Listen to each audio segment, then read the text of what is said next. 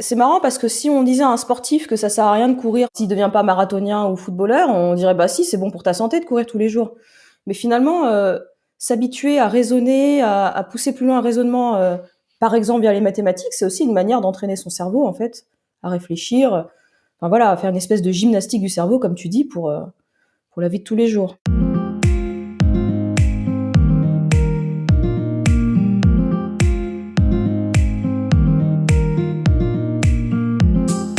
Bonjour à tous et à toutes, je suis très heureuse de vous retrouver après cette petite interruption.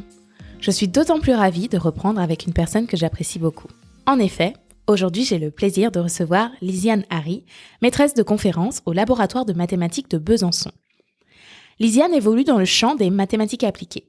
Toutefois, elle les aborde d'un point de vue purement théorique. Son domaine d'application est le merveilleux monde de la physique quantique.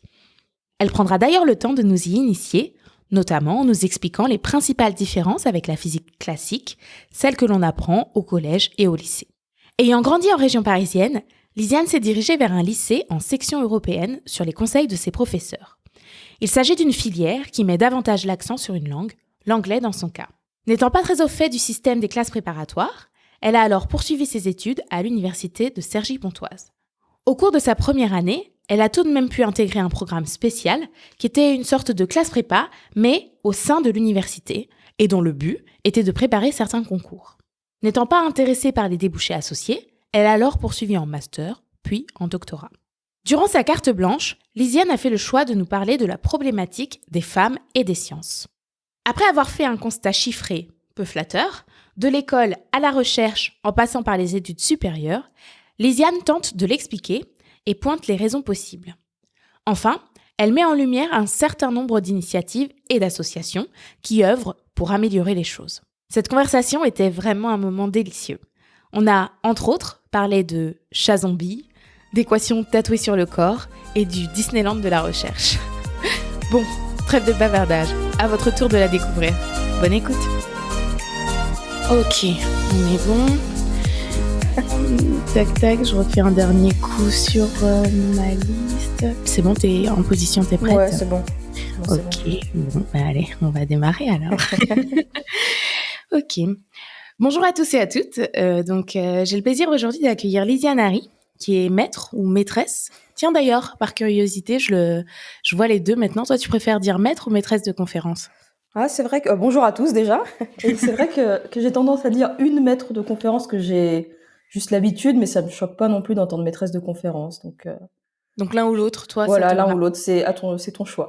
Ok, C'est toi qui alors, choisis. pour changer, je vais dire maîtresse de Très bien. conférence au laboratoire de mathématiques de Besançon, donc à l'université de Bourgogne-Franche-Comté. Alors, comment est-ce qu'on se connaît? Alors, Lisiane fait partie de ce qu'on appelle à la base mes copines de conf. Et donc, nous, on s'était rencontrés aux Journées Jeunes d'épistes français à Bordeaux. Tu t'en souviens? Ouais, j'en souviens très bien. Et donc, on a bien sympathisé et ensuite, on s'est revus aux journées EDP. Donc, Tout à EDP, fait. pour ceux qui suivent le podcast, ils savent ce que ça veut dire maintenant, équation aux dérivées partielles, mais on ne sait jamais s'il y a des gens qui écoutent l'épisode pour la première fois. Donc, on s'était vus aux journées EDP à Roscoff. En Bretagne. Exactement, très chouette coin, où on a eu tout un groupe qui s'est formé, très soudé, avec qui on est toujours très, très amis. D'ailleurs, s'ils nous écoutent, on leur fait un coucou. Coucou tout le monde.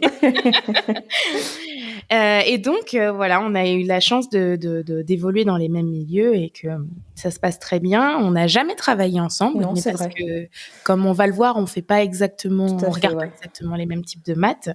Mais c'est l'un des avantages de la recherche, c'est qu'on s'entend très bien dans la vie, donc on continue à se croiser. Exactement.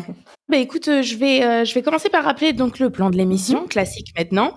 Donc on commence par revenir sur ton parcours, qu'on va commenter, et à l'éclairage de ton expérience, on essaiera de voir un petit peu comment on fait pour arriver là où tu es aujourd'hui. Ensuite, dans un second temps, on passera un peu plus de temps sur la partie recherche, chercheuse. Qu'est-ce que c'est concrètement pour toi aujourd'hui? Et enfin, on terminera avec ta carte blanche. Ok. Alors, ce que je trouve vraiment sympa dans ton profil, c'est que donc en mathématiques, il y a 2 sections qui sont section 25 et 26. Tout à Et fait. donc pour les séparer, en gros, section 26, c'est maths appliquées. Mmh. Ça, c'est la section à laquelle moi j'appartiens. Mmh. Et section 25, c'est plutôt maths fondamentales. Mmh. Donc pour ceux qui ont écouté des épisodes précédents, par exemple Nicolas Tolosan qui fait de la géométrie se place très clairement et facilement dans la section 25 Mmh. et ceux d'avant plutôt en section 26. Toi, eh ben en fait tu rentres dans les deux C'est vrai. assez naturellement parce que tu fais des maths appliquées, Tout à fait. À la mais physique quantique, ouais. exactement comme tu vas nous détailler après, Ouais. mais les questions que tu te poses, c'est quand même vraiment des questions plutôt mathématiques, il me semble. Oui, elles sont très théoriques, en fait. C'est vrai que mes résultats, mes techniques, la manière dont j'aborde, mes problèmes, c'est vraiment de la théorie. Mais par contre, les modèles sont issus de la physique quantique. C'est des modèles simplifiés, hein, je peux même pas dire que ce sont les vrais modèles très complexes de la physique quantique. Ils sont simplifiés et le but, c'est de comprendre, grâce au calcul, de manière théorique, j'ai des particularités de ce système, des solutions, des particules, enfin, j'expliquerai peut-être un peu plus en détail ensuite. Donc c'est vrai que je peux même pas dire, par exemple, que je fais pas vraiment d'analyse numérique où je modélise ces solutions. C'est vraiment tout sur papier. Mon outil, c'est un crayon, un papier. Ok, écoute, on va attaquer direct Ouais. avec ton parcours alors. Donc, on va faire un petit bond dans le temps et on va revenir en 2005. Ouais. Donc, évidemment, comme à peu près tous les invités du podcast, tu as fait un bac S. Tout à Quelle fait. surprise! Alors, est-ce que tu as fait spécialité maths? Je suppose Oui, que oui. j'ai fait spécialité mathématiques, ouais. Alors, mais par contre, tu as une particularité, c'est que j'ai vu que tu as fait une section européenne. Ouais, c'est vrai. Est-ce que tu peux nous expliquer en quoi ça consistait? Ouais, bien sûr. Alors c'était une section européenne anglais parce qu'on peut aussi le faire dans d'autres langues, en allemand, par exemple, c'est ce qu'il y avait dans mon lycée, pardon. Et c'est une mention qu'on a en plus au bac et c'est quelque chose qui se déroule sur 3 ans. C'est-à-dire qu'on entre en seconde, soit sur dossier, soit parce qu'on est dans le secteur ou des choses comme ça en fonction de ses résultats d'anglais. On rentre, en seconde donc et on suit un parcours de 3 ans. On a des cours, je dirais un peu plus avancés en anglais, parce qu'on est vraiment, juste tous mis ensemble, peu importe la section, enfin si on faisait bac S, L ou ES, il y avait pas de différence. Donc on était tous ensemble pour l'anglais et surtout on avait des cours d'histoire-géographie en anglais. Voilà, donc c'était le programme habituel seconde, première, terminale, mais on poussait un peu plus loin peut-être ce qui se passait dans le monde anglo-saxon par exemple et en anglais.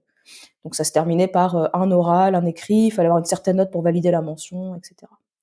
D'accord. Donc Et, voilà. pourquoi avoir fait le choix de cette filière? Déjà, comment t'en as entendu Ouais. parler et pourquoi avoir fait le choix de cette filière? Alors j'étais dans un collège, dans le collège de quartier, je vais dire, qui était un collège en fait. Je pense qu'aujourd'hui il doit être classé. Alors je sais plus si on disait PUREP, je suis désolée, mais mais avec des professeurs, une équipe pédagogique très très engagée, et je pense ils avaient repéré que dans le lycée de quartier, de lycée de secteur, il y avait cette mention européenne anglais. Et puis ils ont essayé de me convaincre d'y aller. Alors au début, moi, j'étais pas chaude, c'était un peu plus loin. Fallait prendre le bus, fallait manger à la cantine. Donc bon, c'était bon. Voilà. Et finalement, en fait, c'est une prof de maths c'est marrant, c'est une prof de maths, je pense, qui m'a convaincue en disant non, mais tente, tente et tu verras. Et je pense qu'elle a bien fait parce que mine de rien, c'était un très bon lycée dans la zone où j'étais, et puis ça m'a permis de bien booster l'anglais. Et quand tu y es arrivé, tu avais déjà un bon niveau ou tu dirais que vraiment c'est cette section qui t'a permis d'avoir un... Alors, je dirais que je pense que j'avais un bon niveau, mais par contre, je pêchais par exemple sur l'oral parce que j'avais jamais été dans un pays anglophone, étranger, jamais. Je partais pas en vacances en fait. Et moi, je me rappelle très bien de camarades qui se moquaient de moi, en fait, par exemple. Ah bon? Ouais, qui se moquaient de mon accent et tout ça. Et en fait, moi, ça m'a plus boosté. En fait, tous les Hmm. soirs, je rentrais, je me lisais 1 heure d'anglais à voix haute pour Waouh! récupérer un peu de... C'était l'époque où ça me boostait, en fait, les commentaires sympas. Ok. Et du coup, pour revenir maintenant aux Mhm. maths, Ouais. quel était ton rapport à la matière au lycée? Alors, je dirais au lycée, même durant toute ma scolarité, je dois dire, j'ai jamais, entre guillemets, eu de problème. Ça a Ouais. toujours été une matière qui était, j'ai pas envie de dire limpide, ça fait un peu bizarre, mais voilà, qui pour moi paraissait comme un jeu. En fait, d'ailleurs, ma mère me répétait toujours, les maths, c'est un jeu, en fait. C'est comme un jeu, comme une énigme. Enfin, voilà, c'est pas difficile. Et je pense que c'est vrai que j'ai intégré ça très tôt, et j'ai pas eu de problème. Ta mère, elle aimait les maths aussi? Je pense qu'elle aimait la science. Après, elle a pas forcément eu la chance de faire des études. Elle vient elle est pas née en France. Du coup, elle a pas fait l'école, elle a pas eu d'école publique gratuite, tout ça. Donc, elle a pas forcément pu faire d'études. Et je pense que c'est un regret. Elle nous a toujours poussés en fait. Et Ouais. c'est vrai qu'elle avait une affinité pour les sciences, je dirais, et que elle a dû nous pousser entre guillemets, peut-être implicitement vers ça. Donc ça se passait très bien, c'était assez Ouais, clair, limpide pour toi, mais donc t'aimais ça? Est-ce que... ouais. Alors, au lycée, tu veux dire? Ouais, ouais, ouais, au lycée. Alors, j'aimais ça, mais j'aimais vraiment ça, mais je voyais pas quel métier forcément je pouvais faire, et surtout, j'étais très attirée par la biologie quand D'accord. j'étais, mais depuis très longtemps. Et puis, je dirais, enfin, c'est un peu bizarre, je faisais un peu le grand écart, mais aussi par la physique théorique, Ok. tout ce qui est, je sais pas moi, astrophysique ou physique des particules, trucs comme ça. Je passais mon temps à lire des trucs dessus, mais aussi la biologie. Et je me disais que je ferais de la biologie. Et déjà dans la tête, je me disais, mais qu'est-ce que je veux faire? De la recherche. Même si pour moi, ça voulait rien dire. Je connaissais aucun chercheur. Franchement, c'est juste que je voyais probablement des gens avec des blouses blanches dans des films qui jouaient avec des pipettes, je sais pas. Mais ouais, j'avais découvert des trucs comme la génétique. Je trouvais ça super intéressant. Je m'étais dit, c'est plus mon envie de comprendre et savoir plus qui me poussait à dire, bah, ça doit être ça, être chercheur, en fait. Donc, Ouais. du coup, j'ai bien envie de faire ça. Et il se trouve que en terminale, on a appris le raisonnement par l'absurde, je pense, le premier ou deuxième jour. Et écoute, j'ai eu un coup de foudre véritable. Ah ouais? Mais vraiment, ouais, ouais. Je m'en souviens, je vois la prof au tableau l'expliquer. Et je me suis dit, mais waouh, c'est ça les maths, c'est pas juste du calcul, calculer des dérivés. Pour ceux qui calculent des dérivés en ce moment, je pense qu'ils savent de quoi je parle, qui sont au lycée. C'est pas du tout ça, c'est vraiment la beauté du raisonnement, de travailler des objets abstraits, pas abstraits. Voilà, c'est une logique particulière Ouais, qui m'a c'est ça, beaucoup plu. c'est Ouais, dérouler un raisonnement logique, exactement, effectivement. tout à Et c'est fait. un des aspects que dont les gens ne se rendent pas compte souvent. Ouais, Ça exactement, t'apprend à dérouler un raisonnement logique et donc ça te donne des armes tout à pour fait, ton rôle de citoyen tout court, en tout fait, à fait. plus tard. Et puis c'est marrant parce que si on disait à un sportif que ça sert à rien de courir pour préparer enfin, s'il devient pas marathonien ou footballeur, on dirait bah si, c'est bon pour ta santé de courir tous les jours. Ouais. Mais finalement, s'habituer à raisonner, à pousser plus loin un raisonnement, par exemple via les mathématiques, c'est aussi une manière d'entraîner son cerveau en fait, à réfléchir. Enfin voilà, à faire une espèce de gymnastique du cerveau comme tu dis pour la vie de Exactement. tous les jours. Ah, c'est chouette, hein. C'est une jolie, jolie anecdote. Au niveau des notes, etc., ça se passait bien? T'étais bonne? Ouais. Oui, oui, oui. Je pense que enfin oui, je devrais dire que j'étais dans la tête de classe en maths, ouais, ouais. Ok. Et donc tu passes ton bac et Ouais, donc tout à fait. ensuite je vois 2005-2007. Alors là tu vas m'expliquer quelque chose Oui. parce que j'ai vu deux infos qui vont ensemble mais qui d'habitude vont Oui. pas ensemble. Donc là j'ai vu prépa, j'ai fait ah ok et après j'ai vu à l'université de Ouais. Cergy-Pontoise et là mon cerveau il a fait hein. Donc je ne savais pas qu'il y avait des classes prépa en Ouais. université donc vas-y explique-nous c'est quoi la différence avec les classes prépa classiques quoi? Alors déjà, peut-être, il faut que je revienne sur pourquoi j'ai atterri, Ouais, entre guillemets, «à l'université». C'est ouais. que donc moi, je viens d'un milieu en fait, bon, voilà, ma mère n'a pas, fait ses études en France, n'a pas connu le système, on va dire, éducatif français dans ma famille. Et puis, du coup, le système prépa, moi, je l'ai découvert très tardivement, je dirais même en terminale, presque en plein milieu, quoi. Et donc le temps d'assimiler ce que ça veut dire, de comprendre ce que ça représente, ça a été un peu compliqué. Donc pour moi, c'était, bah, tu veux faire ingénieur, tu vas en prépa, tu passes des concours et tu deviens ingénieur. Or, je me voyais pas devenir ingénieur. Je sais que c'est un peu bizarre, mais je me voyais pas. Je discutais avec des camarades, des gens, et puis qui me disaient oui, mais si tu fais prépa et que tu vas à la fac après, c'est considéré comme un échec, donc il vaut mieux pas que tu ailles en prépa. Je sais que c'est étrange, mais c'est ce qu'on m'a dit, par exemple. Pourtant, Et le nombre de non, personnes qui bah oui, mais j'ai font regretté ça, après, mais bon, et pour écoute, qui ça se passe très bien. c'est vrai, c'est vrai. Mais Mmh. ces genres de trucs, il y a trop peu de temps pour assimiler ces choses-là. Et puis moi, j'étais trop jeune et je crois que j'avais pas forcément. Enfin, j'aurais dû chercher peut-être des adultes de confiance pour en discuter. Puis j'étais un peu timide, j'ai pas forcément osé. Enfin voilà. Donc je suis un peu restée dans mon coin. Et puis moi, ce que je connaissais dans le monde entier, des universités. Bon bah pour moi, c'était plutôt l'université où il fallait aller. Je me rappelle que j'avais écrit à des chercheurs au hasard que j'avais trouvé sur Internet. Je venais d'avoir Internet. Et du coup, j'avais écrit à des gens qui faisaient de la physique théorique en me demandant, mais comment on fait pour faire de la Sérieux? physique? Et c'est génial, t'avais eu des retours ou pas? Ah ouais, c'était excellent parce que j'avais eu des retours. Trop bien. J'avais eu des retours de gens qui me disaient que justement, si j'allais à la fac, je serais en contact des chercheurs. Tandis que si j'allais en prépa, ben c'est vrai que c'était possible de revenir ensuite par la fac, mais voilà, c'était pas là que j'aurais le contact avec les chercheurs. Après, c'est vrai que c'est un autre point de vue. J'avais contacté plutôt un physicien ou une physicienne, je sais plus, je suis désolée. Et donc c'est pas forcément la même manière de se former qu'en maths peut-être. Enfin voilà. Donc en tout cas, j'ai eu des conseils, puis j'étais convaincue qu'il fallait que j'aille à la fac, et j'y suis allée. Alors ça devait s'appeler MPI peut-être à l'époque, je sais plus. Donc en première année, au premier semestre, et là je dois avouer que je suis un peu tombée de haut dans le sens où ça allait très lentement. Ah. Pour moi, ça allait très lentement. Je venais d'un lycée où il y avait beaucoup de compétitions, quand même, via ces sections européennes, des options, des machins. Il y avait tous les gens qui faisaient musique qui étaient là.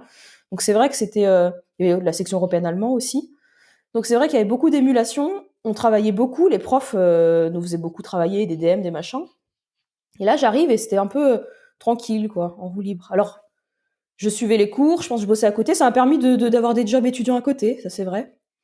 Mais je crois qu'il me manquait un peu quelque chose, et là il y a quelqu'un qui m'a parlé dans la promo de la prépa NC, que je connaissais pas non plus. Donc qui est une prépa intégrée à l'université, donc à Cergy-Pontoise, et qui permet en fait de préparer les concours CCP, concours commun polytechnique, via une voie parallèle en fait aux prépas classiques. Et en fait, on était sélectionnés après les résultats du premier semestre. Il fallait écrire une lettre de motivation, éventuellement passer un entretien avec les responsables, qui étaient en fait. Ah d'accord, tu étais ouais. d'abord un semestre Ouais. avec tout le monde. Tout à fait. Ah ok. Voilà, c'est ça. Et ensuite, à l'issue de ça, je me suis dit bon, bah, je vais rien perdre, je vais tenter. Et donc j'ai fait ça et j'ai été prise. Et là, ça a été très sympa, ouais, parce que c'est vrai qu'on était peut-être des étudiants un peu plus motivés, parce que des fois, toute première année, il y a beaucoup de gens qui s'inscrivent à la fac en se disant, bah, je sais pas trop quoi faire, je vais être là, je sais pas. Donc voilà, et je me suis retrouvée en prépa NC, donc jusqu'à deuxième semestre de première année, puis toute la deuxième année. Et vous étiez une promo de combien là dans cette prépa un peu à part à l'université? C'était une petite promo qui devait faire l'équivalent d'une classe de TD, peut-être une vingtaine, trentaine de personnes max. Je me rappelle. D'accord. D'accord. Et donc là, ça, t'en as entendu parler par des camarades? Oui, voilà, parce qu'il y avait une fille, en fait, qui arrivait de prépa, qui redoublait première année de prépa, mais à la faculté, et qui voulait rentrer là-dedans, en fait. D'accord. Et qui m'a dit, moi, je vis ça. J'ai dit, ah, bah, ça existe, je savais même pas, et voilà. Oh, ok. Et donc, tu étais à l'université de Cergy, et je me demandais, donc, à cette époque, c'était celle qui était près de chez toi? Tu vivais toujours chez... D'accord. Ouais. Est-ce que tu penses que le fait que tu aies fait tes premières années en étant toujours chez toi, ça a influencé tes études? Je saurais pas dire, puisque j'ai pas fait l'inverse, mais je dirais que si j'ai choisi de rester, c'est plus pour des raisons économiques par rapport à ma famille, en fait. Ça permettait... Enfin, sinon, moi, j'aurais dû, je pense... ça aurait été difficile d'avoir un appartement à côté, même si j'étais boursière sociale, mais ça suffit pas à couvrir toutes les dépenses.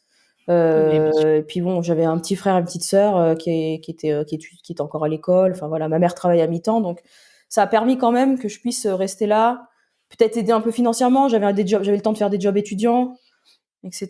Donc voilà, c'est plutôt ça qui m'a poussée à rester. Ouais. Mais du coup, j'ai pas forcément réfléchi à est-ce que j'aurais aimé être indépendante plus tôt. Ouais. Je saurais pas très bien. Ouais, la question s'est pas posée en fait. Voilà. Ok.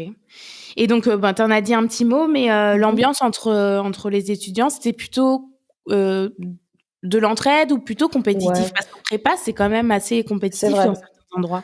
Mais ça, c'est aussi, si je puis dire, la vraie prépa, entre guillemets, c'est ce qui me faisait peur aussi quand j'étais jeune, parce que j'étais un peu intimidée, tout ça.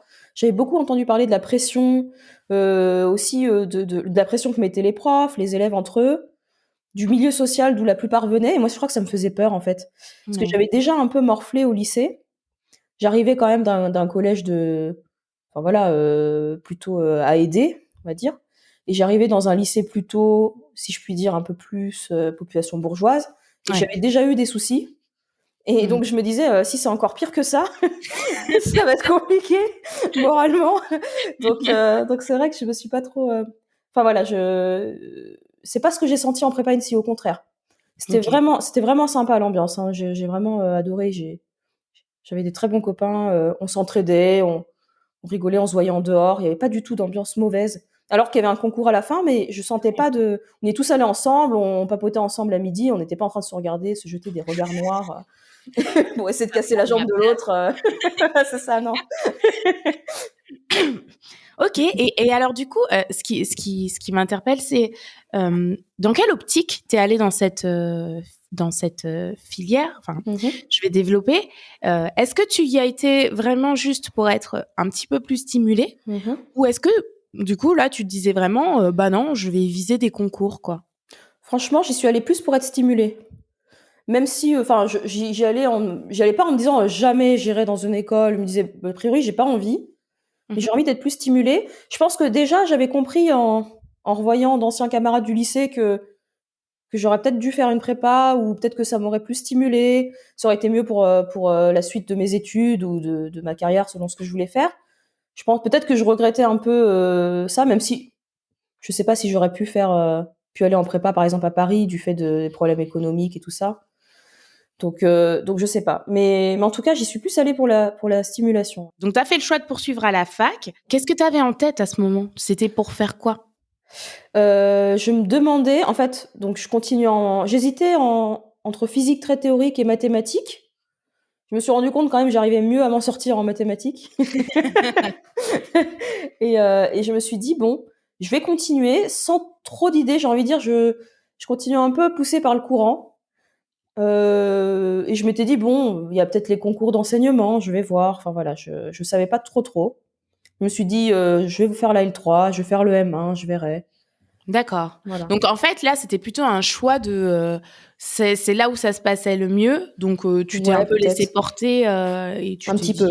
Mais donc voilà, donc t'avais un petit peu ces débouchés en tête Ouais, et donc tu t'es naturellement dirigé vers le master. Donc tu as continué à tout à suivre fait. 2008-2010, toujours à Cergy. Ouais, oui, tout à fait.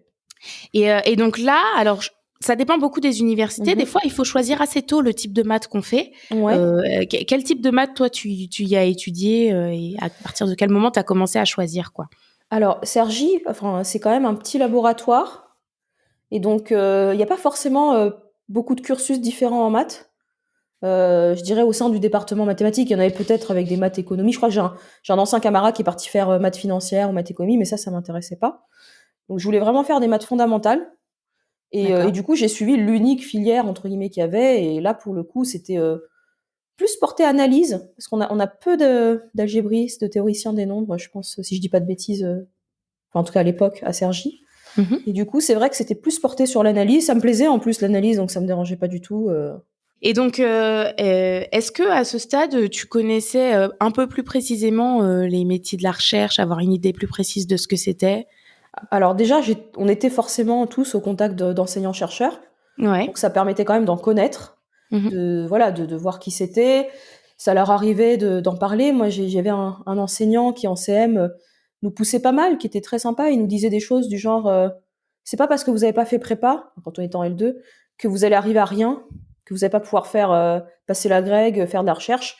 Le tout, c'est de bosser. En fait, il nous disait des choses assez sympas, qui nous poussaient, et du coup, ça permettait de réfléchir à ça. Mais je peux pas dire que je savais exactement comment ça fonctionnait. Encore une fois, je crois que j'y suis allée un peu poussée par le courant, comme une méduse, tu vois, sans trop, Ouais, ouais, ouais. sans trop me poser la question, parce que je pense qu'au fond de moi, comme je m'étais toujours dit, j'ai envie d'aller plus loin pour comprendre les choses. J'avais été attirée, par exemple, par la recherche en biologie à cause de ça. Je m'étais dit, bah, ok, c'est des maths, mais ça reste la même chose qui te pousse à vouloir faire de la recherche. C'est de vouloir mieux comprendre, plus apprendre. Donc c'est plutôt ça qui me motivait, j'ai envie de dire. Ok. Donc 2010, on arrive Mhm. naturellement vers la période de ton doctorat, donc qui a Ouais. été de 2010 à 2014, donc toujours à l'université de Cergy-Pontoise. Mhm. Donc je le dis maintenant sous la direction de Thomas Du Kertz. Duquert, merci, et Clotilde. Fermagnan. Et dont le titre est Propagation non linéaire de paquets d'ondes. Ouais, tout à Donc fait. avant qu'on rentre dans le détail de ça, est-ce que tu peux nous expliquer comment le projet s'est monté? Ouais. Comment t'as, parce que c'est pas tout le monde qui continue en doctorat, quoi. Non, c'est vrai. Alors, donc à l'issue du M1, j'ai voulu aller en M2 recherche et pas forcément préparer le concours de l'agrégation ou quoi que ce soit. Donc, pardon, je fais une petite Oui. incise. Ça veut dire qu'à ce stade, c'était clair pour toi que être prof de maths, par exemple, c'était un débouché qui t'intéressait pas? Alors, je dois dire qu'effectivement, en L3, j'avais fait un stage au lycée, dans mon ancien lycée. Franchement, ça m'avait plu. C'était très sympa. Je pense, je m'étais dit à ce moment-là, ça me dérangerait pas de faire ça toute ma vie. Mais arrivé en M1 et en voyant vraiment des maths plus poussées qui m'intéressaient beaucoup, je t'ai dit quand même, j'aimerais bien aller plus loin. D'accord. Voilà, voir un peu ce qu'il y a après. Et je m'étais dit, au pire, je pourrais toujours faire autre chose après. Enfin voilà, je me suis dit, autant faire tout de suite ce que je pourrais pas faire après, parce que je pense que faire une thèse dans la foulée, là, quand on est en plein dedans dans les études, c'est peut-être entre guillemets plus simple que de reprendre après, avoir commencé à Non. travailler, machin, avoir une famille. Donc, je m'étais dit non, mais je vais tester. Et puis si voilà, si ça marche pas, on verra. C'est un Ok, peu tout ce que je me suis toujours dit en fait, même après quand je cherchais un poste. Donc voilà. d'accord. Et donc, arrivé en M2, en fait, il faut savoir que Thomas Dukertz, c'était en fait un de mes profs de maths depuis la prépa NC. Donc, il me connaît depuis que j'ai, je sais plus, 17 ou 18 ans. Et donc, il m'a suivi. C'était un peu mon référent. C'est-à-dire, j'allais le voir quand j'avais des doutes, des questions, quand je savais pas trop quoi faire. J'allais un peu lui parler. Et c'est vrai qu'il m'a toujours poussé. Et donc, quand je suis arrivée en M2, je lui ai dit, j'aimerais bien faire une thèse. J'ai discuté un peu avec lui, je disais: «Ah, j'aime bien les maths», comme j'aimais bien la biologie, je me suis dit: «J'aime bien, peut-être qu'il y a des maths appliquées à la bio». J'ai pas forcément réussi à trouver enfin, quelqu'un, qui faisait ça et qui aurait pu me prendre. Mais lui, en fait, il m'a parlé de sa collègue Clotilde Fermagnan, qui est donc ma maman de thèse, si je puis dire. On dit papa et maman de thèse pour rigoler entre copains. Et et qui travaillait donc sur des problèmes, qui sont issus de la chimie quantique. Voilà. Et donc c'est lui qui m'a présenté à elle et ensuite, ils m'ont proposé un projet tous les 2 et puis ça s'est fait comme ça. Ok. Et donc, ça veut dire que, en gros, c'était plutôt une question de personne. Et ensuite, vous avez monté les maths parce que des fois, tu sais, il y a Ouais, des tout gens à qui ont fait. des sujets clés en main. Ouais, c'est vrai. Tu candidates dessus. Ouais, c'est Et vrai. voilà. Là, c'était plutôt, ça s'est fait par affinité, si je Tout puis à dire. fait. Et ensuite, vous avez construit un projet mathématique ensemble. Alors oui, alors disons qu'ils m'ont proposé un projet mathématique, dans le sens où c'est vrai que pour moi, le côté humain était très important, je Mhm. pense. J'étais quelqu'un de pas très rassuré, enfin voilà. J'avais besoin d'être avec quelqu'un, je pense, de bienveillant.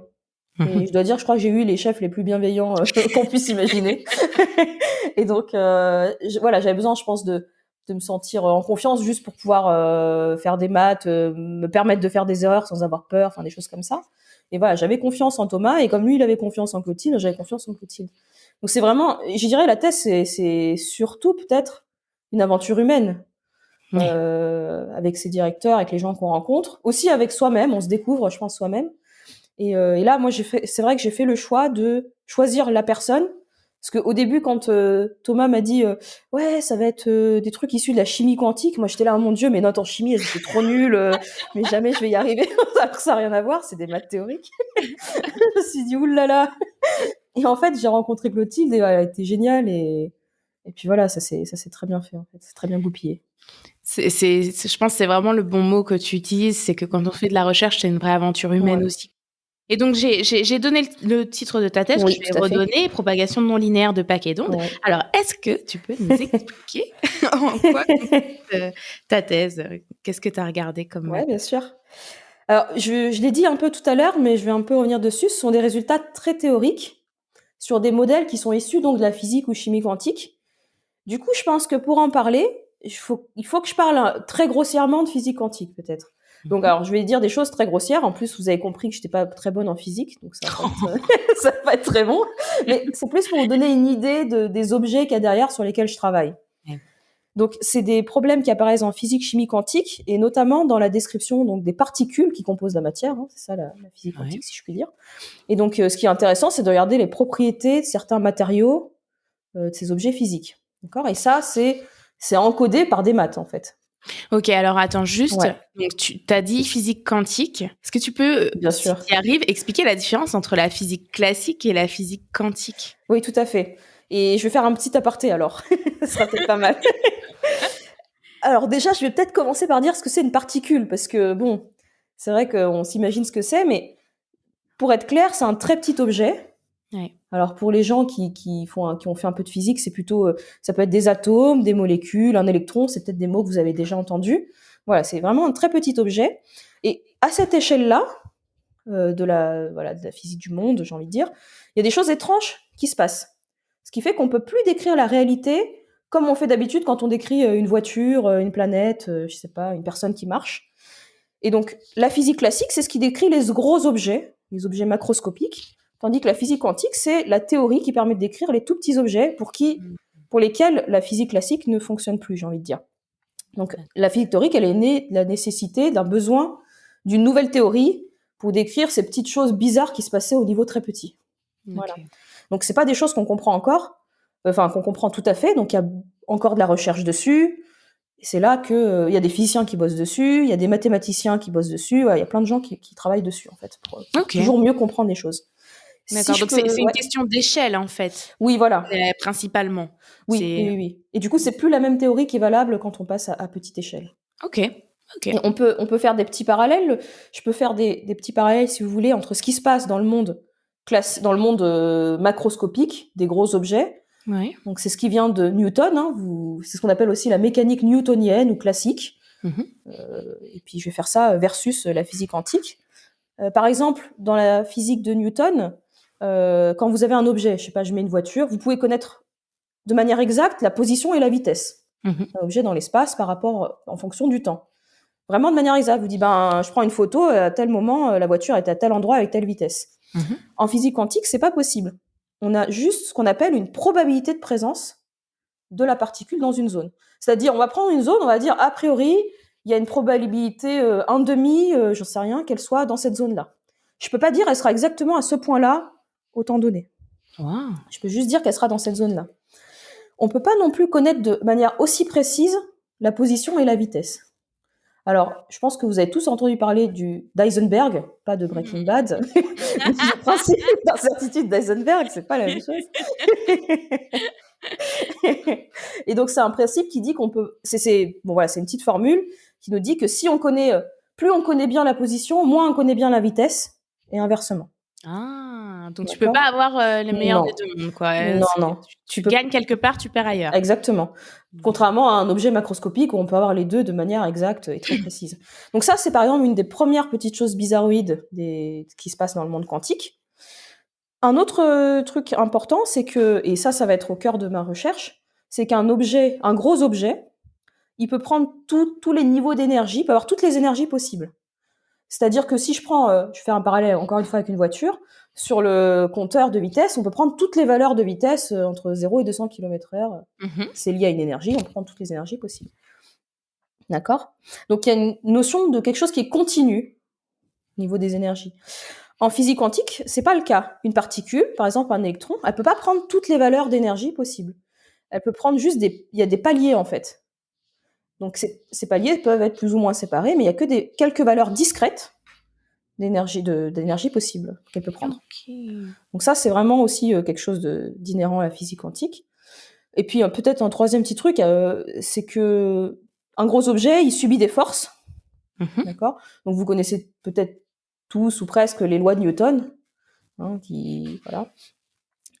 physique quantique, en fait, il y a aussi des forces, mais en fait, on les encode dans ce qu'on appelle un potentiel. J'en parle là parce que je vais en parler ensuite dans la description de ma recherche. Ouais. Il y a un objet, une fonction, qui a un potentiel, qui contient les informations de tout ce qui agit sur la particule. D'accord ? Donc, les interactions entre elles, les forces physiques, l'environnement, tout ça, c'est ce qui va... Tout est encodé dans le potentiel. Voilà, ou dans des potentiels différents. Alors, ma recherche, du coup, ça consiste à comprendre ou à décrire rigoureusement certains phénomènes quantiques qui sont assez particuliers. Alors, je vais revenir un peu ce que j'ai dit sur les niveaux d'énergie d'une particule. Ouais. Donc, j'ai dit que c'était des paliers bien séparés en général. Mais des fois, il y a des potentiels, donc des forces extérieures, des interactions, des choses comme ça, qui font, entre guillemets, que ces niveaux d'énergie, ils vont se rapprocher. D'accord ? Ou ils vont pas être bien séparés, ou ils vont même être égaux en certains points. Et donc, la question principale que je me posais, c'est est-ce que mes particules qui se baladent dans un niveau d'énergie, qui ont un certain niveau d'énergie, elles vont passer dans un autre, parce qu'en fait, elles peuvent, peut-être, si le niveau d'énergie n'est pas bien séparé l'un l'autre. Et donc, si oui, avec quelle probabilité ? Et ça, c'est ce qu'on appelle aussi des fois l'effet tunnel. D'accord ? C'est que si on a un trou assez petit, entre deux niveaux d'énergie, particule, elle saute, elle va quand même de l'autre côté. D'accord. D'accord ? Donc, quand tu dis elle saute, c'est qu'elle prend l'autre énergie. Exactement, quoi. Oui. exactement, tout à fait. D'accord. Ok. Alors qu'il y a un trou. Il peut y Ok. avoir un trou. Des fois, il n'y en a pas, mais il peut y avoir un trou. Plus ou moins grand. Donc, selon la valeur, l'écart, entre guillemets, entre les deux niveaux d'énergie, on peut décrire les choses différemment. Ok. Donc, enfin, je sais pas, j'avais une anecdote qui faisait rire mes amis qui font pas des maths, là, quand ils étaient venus à ma soutenance de thèse. Ils m'ont dit qu'ils ont retenu que 2 trucs, c'est bonjour et l'électron qui traverse une rivière. Alors, qu'est-ce que c'est? Donc, il faut imaginer. Ce que j'avais dit, je sais pas si c'est très rigoureux, mais enfin, c'était il y a longtemps, c'est qu'il faut imaginer que les niveaux d'énergie, c'était les 2 rives d'une rivière Ouais. et que l'électron, c'était une personne qui pouvait pas forcément traverser de l'autre côté. Mais quand la largeur de la rivière se réduit, il peut peut-être sauter de l'autre côté. Et plus il a de vitesse, plus il aura de l'élan pour sauter de l'autre côté. Et puis si carrément, en fait, ça se réduit à un moment, il y a un pont, il peut carrément traverser tranquillement, presque sûrement, quoi. Donc voilà, c'était Non, mais une effectivement, petite... ça permet de bien visualiser Bon. et je pense de capturer un peu l'idée, quoi. Oui, Ouais, parce que c'est pas évident de visualiser les choses en physique quantique. C'est ça aussi le truc, carrément. c'est pas des choses qu'on peut observer. On peut faire des schémas, des choses comme ça, mais c'est pas intuitif en plus ce qui se passe Ouais. par rapport à ce qu'on observe dans la vraie vie à l'échelle macroscopique. Donc Ok. voilà, ça c'est la question principale de ma thèse. Donc c'est vraiment étudier ce qu'on appelle l'effet tunnel. D'accord. Voilà. Ok. Et donc le domaine dans lequel je travaille, c'est ce qu'on appelle les équations à dérivée partielle, EDP. Et c'était la fameuse équation de Schrödinger que vous avez peut-être. Alors, les gens connaissent peut-être son chat. Voilà, c'est ça. Alors, pour Exactement. ceux qui ne le connaissent pas, tu peux refaire ceux qui ne le connaissent pas et qui n'ont pas regardé Big Bang Theory. Ah oui, sur le chat. Mais alors, il paraît que l'explication qu'on garde tous en tête est fausse, en fait, et que C'est c'est pas vrai? du tout ce qu'il voulait dire. Alors, du coup, je sais Ah pas. mince! L'histoire du chat mort-vivant. Et je crois que c'était une expérience pour dire à quel point c'était absurde de vouloir déduire des choses macroscopiques du microscopique.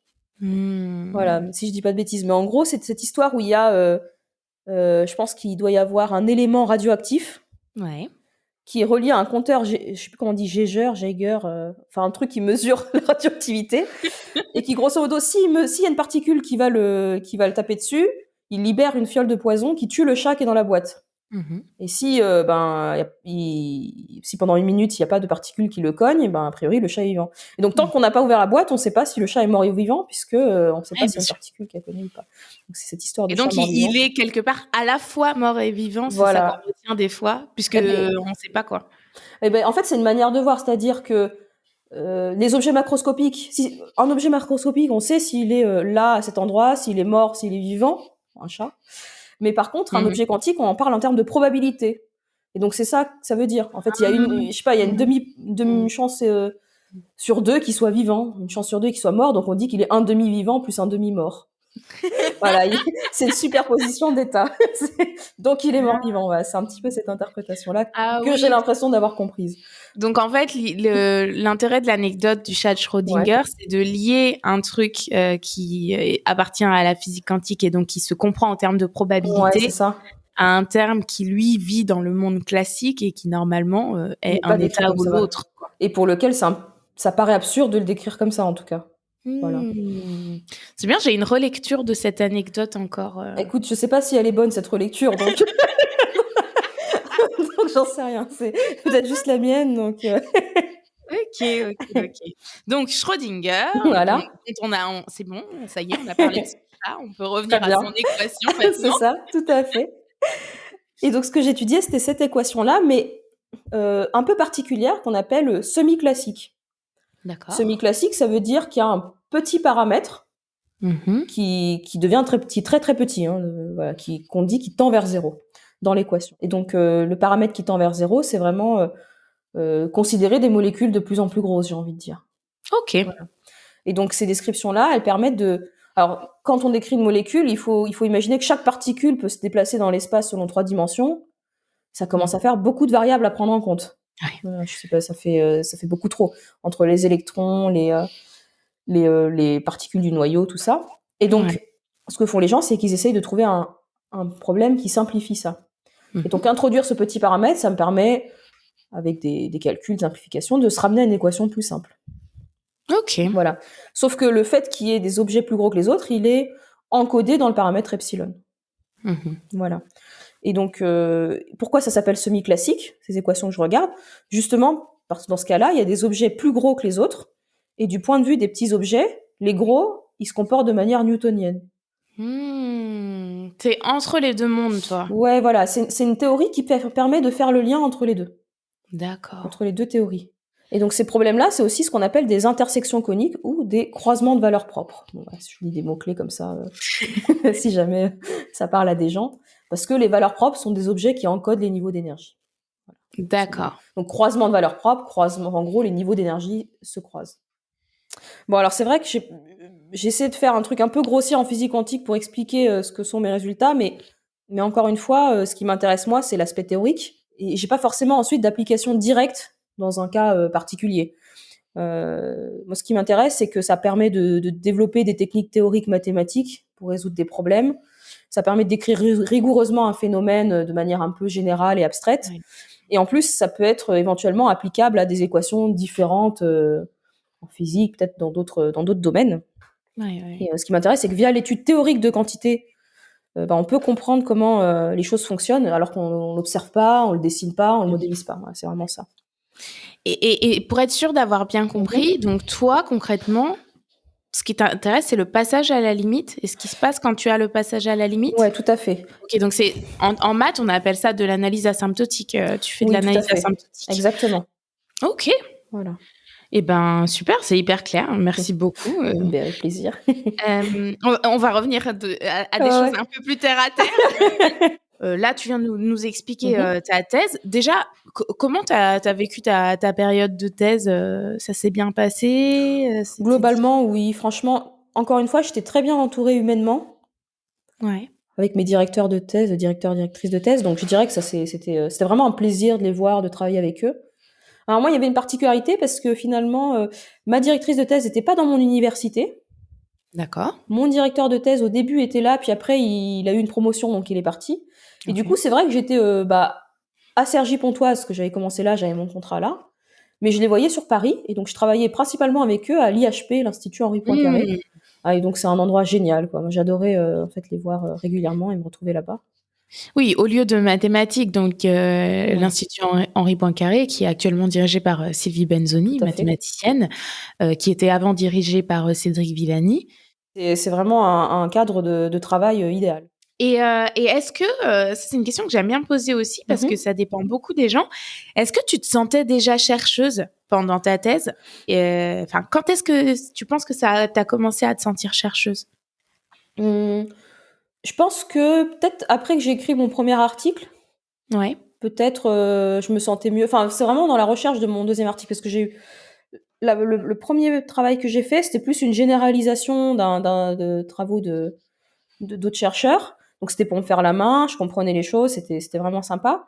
Mais ensuite, le deuxième travail, qui était vraiment sur l'effet tunnel, là dont j'ai parlé, celui-là, il fallait vraiment plus travailler dessus, chercher des trucs très différents un peu partout, bien sûr avec l'aide de mes directeurs. Hein. Mais là, je crois que je me suis sentie beaucoup plus dans le travail de chercheuse. Ouais. Peut-être qu'aussi le moment où j'ai eu l'impression de vraiment basculer de l'autre côté, c'est au moment où j'ai fait un exposé, où j'ai dû l'expliquer. Voilà, le moment où j'ai terminé, il fallait que je l'explique, et qu'on m'a dit voilà, c'est moi qui l'ai fait, donc c'est moi qui sais, il y a pas à stresser. Ouais. Je pense que là, je me suis dit ah ouais, mais oui, en fait, j'explique ce que j'ai fait. C'est ça en fait être chercheur, c'est comprendre, partager et puis l'expliquer ensuite aux autres. Ouais, effectivement, ouais. Bon, bah, super. Et donc, t'as fait ta thèse. Ensuite, donc 2014-2016, j'ai post-doctorat à l'université de Pise. Tout à fait. Donc sous la direction de Nicolas Vichilia. Donc, est-ce que tu peux nous expliquer comment est-ce que tu as trouvé ton postdoc? Et toujours grâce à Thomas, je dois dire. En fait, c'était quelqu'un du réseau, ce qu'on appelle l'EDP non linéaire dispersive. Et il se trouvait qu'il avait un postdoc, donc mon chef m'en a parlé, et puis j'ai postulé. C'est vrai que j'avais cherché pas mal j'avais postulé à plein d'endroits, hein. C'est pas évident, hein. C'est pas une période facile. Donc pendant ma thèse, donc j'ai fait mes 3 années de contrat doctoral. J'enseignais pas pendant ces 3 années, donc j'ai voulu rajouter quand même un petit peu d'enseignement pour que c'était bon pour le CV, puis j'avais envie de savoir si j'aimais ça vraiment. Donc j'ai fait ce qu'on appelle un demi-ATER. attaché temporaire à l'enseignement et la recherche, si je dis pas de bêtises. Donc voilà, j'avais un demi-service, ça me permettait de finir ma thèse tranquillement, dans des bonnes conditions. J'ai pu Donc c'est partir. un CDD, hein, Ouais, tout que à fait. les jeunes chercheurs font, qui a la particularité d'être attaché à de l'enseignement. Donc tu Ouais, devais, faire un certain nombre d'heures, donc tout à fait. 96 heures, je Oui, suppose? pour un demi, oui. Sur une année, tu devais Ouais. enseigner 96 heures. Et donc ça permettait, là j'avais tout mis sur un semestre et puis Ouais, ensuite je suis partie donner des exposés pour faire connaître mon travail, essayer de ouais. travailler avec des gens en restant un mois quelque part, voilà, participer à des conférences, qui est quand même une partie que j'adore du travail. Mais alors ça veut dire que tu Ouais. as soutenu à quel moment dans ton année de d'ATER? D'ATER? Après, en fait, tout à la fin. Tout Je à la dirais fin, même d'accord. juste après les vacances, en fait. D'accord, Voilà, OK, au début de mon postdoc. OK. On est en train de finir la thèse, mais il faut aussi se projeter sur ce qu'on fait après. Déjà, est-ce qu'on a envie de continuer ou pas? Est-ce que où, comment, et voilà, c'est quand même pas évident. C'est une période, disons que la thèse, ça peut être stressant d'un certain point de vue parce qu'on apprend un nouveau métier, on apprend à faire de la recherche, on sait pas si on est à la hauteur, mais voilà, on est là pendant 3 ans, on est entouré de ses directeurs et directrices. On se concentre sur la recherche, on a du stress, mais peut-être pas du stress matériel, j'ai envie de dire, d'une certaine manière. Et là, arrive le moment où on doit savoir ce qu'on fait après et c'est tout autre chose. Surtout en période difficile où il y a des pénuries de postes, des machins, des choses comme ça. Et Mmh. donc, oui, disons que la première année, je me suis pas trop posé la question. Je m'étais dit, au pire, j'essaye de faire un autre ATER, je vais voir. Mais c'est plus après que ça a commencé à devenir un petit peu stressant quand même. Ouais. Mais, Ouais. à ce stade, là, tu voulais, rester dans la recherche, là? Ah oui, en fait, je voulais essayer le plus possible. Moi, chaque fois, j'y allais par petits pas, c'est-à-dire, je me posais pas les questions avec une visibilité sur 10 ans, 20 ans. Je me disais, là, ce que je fais, ça me plaît. J'ai envie d'aller au bout. Si je peux plus aller au bout, je verrai ce que je fais, mais j'ai pas envie d'imaginer ce qui se passe si j'y arrive pas, Ouais, bien sûr. parce que sinon, j'aurais pas la niaque maximale pour continuer. OK, comment est-ce que, tu as vécu ton année de postdoc? Comment et je vais combiner 2 questions. Ouais. Comment est la vie en Italie? Franchement, c'était juste génial. Alors déjà, d'un point de vue personnel, si je peux faire une digression, donc j'ai fait donc ma thèse à Cergy-Pontoise, ça veut dire que j'étais encore chez ma mère pour des raisons économiques, tout ça, c'était plus simple pour aider ma famille. Et donc c'est la première fois que je suis enfin partie. Eh Et oui. voilà. Donc je suis arrivée en Italie et c'était un cadre mais alors idyllique. Ouais, tu m'étonnes. Alors juste idyllique quoi, mais sur à Parce que tu tout étais point à de vue. Pise. Pise, c'est Ah ouais. très joli, quoi. Alors c'est très joli, puis en plus, d'un point de vue, je dirais juste scientifique, c'est hyper motivant, hyper, Mmh. enfin, c'est une ville où il y a, je crois, 90 000 étudiants, des Erasmus, que des universitaires quasiment. C'est un petit peu un cocon protégé, il peut se passer n'importe quoi dans le monde, on est à Pise, tout va bien, c'est Disneyland de la recherche quoi, j'ai envie de dire. C'est juste, trop bien. C'est vraiment, voilà, une ambiance top. Bon, c'est vrai qu'on se retrouve avec des gens, qui font, de tout milieu universitaire, mais quand même, c'est vrai que, bon, on a un langage commun, j'ai envie de dire. Moi, c'est vrai que j'avais une très bonne bande d'amis, doctorants et post-doctorants, avec qui on s'entendait super bien. J'ai appris l'italien, enfin, Oui, c'est ce c'était que j'allais génial. Ah ouais. c'est une des questions que j'avais prévu de te poser, mais moi, je t'ai entendu. Tu parles un très, très bon italien. Non, mais vraiment, est-ce que tu le parlais avant d'arriver Non, ou est-ce que tu l'as waouh! Ah ouais, non. alors là, je suis encore plus impressionnée. C'est sur place, tu as appris sur place? Ouais, ouais, sur place, j'ai pris des cours, dans un centre de langue, comme il y a dans pas mal de centres universitaires, enfin de villes Ouais. universitaires, pardon. Et je me suis forcée parce que, en fait, j'aime beaucoup les langues. Ça me faisait une pause dans la semaine de travail de prendre deux cours par semaine de langue.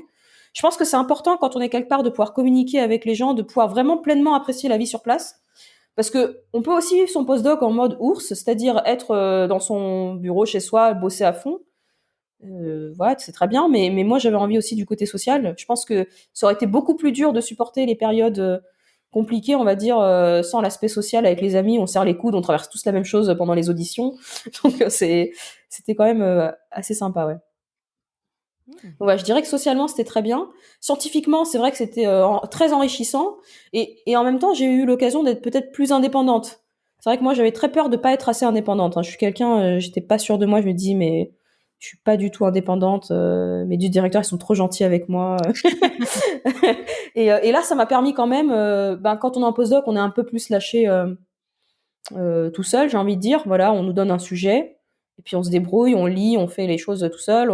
Si on peut voir notre référent, je sais pas comment on dit, notre chef, Oui, on le c'est voit. difficile de Mais voilà, c'est pas pareil. C'est normal parce qu'on est plus âgé, il s'investit pas autant avec nous qu'avec ses doctorants, par exemple. Donc, mais moi, ça m'a permis de me dire, là, je m'étais dit, si j'arrive à faire de la recherche là, ça veut dire que je peux en faire toute seule, donc ça veut dire que je peux continuer. Si j'arrive vraiment pas, je me pose des questions. Ouais. Et puis je me souviens du jour où j'étais un dimanche dans mon bureau, et je me suis dit, mais je comprends. Ah mais ça va en fait, je vais essayer de continuer parce que j'ai réussi à comprendre ça.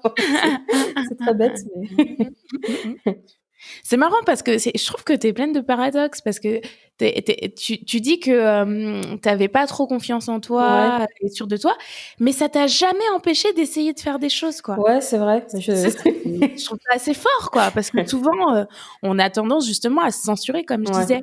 Mais toi, malgré ça, tu y allais et tu te disais, écoute, on verra. C'est génial. D'accord. Et donc, ta première année, est-ce que tu avais déjà candidaté au concours maître de conf chercheur? Oui, j'avais candidaté. D'accord. Et en fait, c'était particulier parce que moi, mon postdoc, il durait qu'1 an normalement. D'accord. Donc il durait 1 an, ça veut dire qu'on arrive en septembre, on fait les papiers pour avoir la sécu, le machin, on apprend la langue, on s'installe, on trouve un appart. On est déjà presque en Et c'est fini. novembre. Et en fait, novembre, ça commence déjà à être chaud parce qu'il faut déjà envoyer des dossiers Et pour oui. savoir ce qu'on fait l'année prochaine, tout en faisant de la recherche. Donc ça, c'était vraiment une période de stress, vraiment difficile.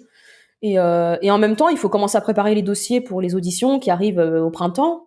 Et du coup, c'est pas facile de jongler avec tout ça. C'est là que c'est bien d'avoir aussi un bon socle d'amis, voilà, une base sociale forte qui fait que on souffle quand même. Moi, ça m'est arrivé plusieurs fois. Il y en a un qui déprime parce qu'il a eu une réponse négative à un postdoc. On s'appelle, on va boire un verre, on mange, on rentre chez nous. Enfin, voilà, c'était important en tout cas pour moi d'avoir cette dynamique. Ça m'a permis de tenir bien en fait et de voir cette période comme une des meilleures périodes de ma vie. Alors qu'au final, si je regarde d'un point de vue stress sur l'avenir, c'était pas forcément la plus superbe, quoi. Ouais. Mais voilà, donc j'avais candidaté effectivement en première année et j'ai pas eu d'audition. Mais tu avais eu comme ça une première expérience. Tout à fait, exactement. Donc, tu avais déjà Oui, tout à un fait. dossier qui était prêt, Voilà, c'est que ça. tu pouvais recycler, C'est que tu ça. pouvais. D'accord. Exactement. Utilisé pour les demandes de postdoc. Bon, super. Et écoute, merci beaucoup. C'était très agréable de revenir sur ton parcours. Merci. On va passer à la période actuelle et à ton Mhm. métier d'enseignante-chercheuse. Mhm. Alors, on va revenir un petit peu à des sciences avant Ouais. d'aller sur le métier. Est-ce que tu peux nous dire quelles sont tes thématiques de recherche Mhm. actuelles? Donc, je suppose qu'elles sont liées à des Oui, choses tout que à tu as fait. regardées à ta thèse, mais est-ce que tu peux nous en dire un petit peu plus? Bien sûr. Alors, c'est vrai elles sont très liées à ce que j'ai fait pendant ma thèse, dans le sens où mathématiques, d'un point de vue théorique, c'est un point de vue, des techniques, des problématiques similaires, mais peut-être sur des problèmes de plus en plus compliqués d'une certaine manière. Par exemple, aujourd'hui, en ce moment, ce que je regarde, c'est euh, donc ces croisements de valeurs propres dont j'ai parlé tout à l'heure, c'est-à-dire ces niveaux d'énergie qui peuvent se croiser, une particule qui peut changer de niveau d'énergie. Sauf que c'est pour des objets différents, puisque je regarde ça pour ce qu'on appelle le graphène. Alors, le graphène, c'est quoi? C'est, pour dire ça très vite, c'est un matériau qui est très à la mode en plus en ce moment. C'est un matériau bidimensionnel, c'est-à-dire qu'il est plat et qui a de super propriétés, c'est-à-dire il conduit très bien. Et ça, c'est traduit par quoi? La conductivité, c'est en gros, si je dis pas de bêtises de mon point de vue physique, c'est un électron qui passe sans résistance ou avec très peu de résistance dans des niveaux d'énergie différents, hein, qui fait bzzz dans tous les sens. Et donc, c'est en ça que c'est lié à des croisements de valeurs propres. Parce que pour passer d'un niveau à un autre, on doit avoir des niveaux d'énergie très proches ou qui se croisent. D'accord. Voilà.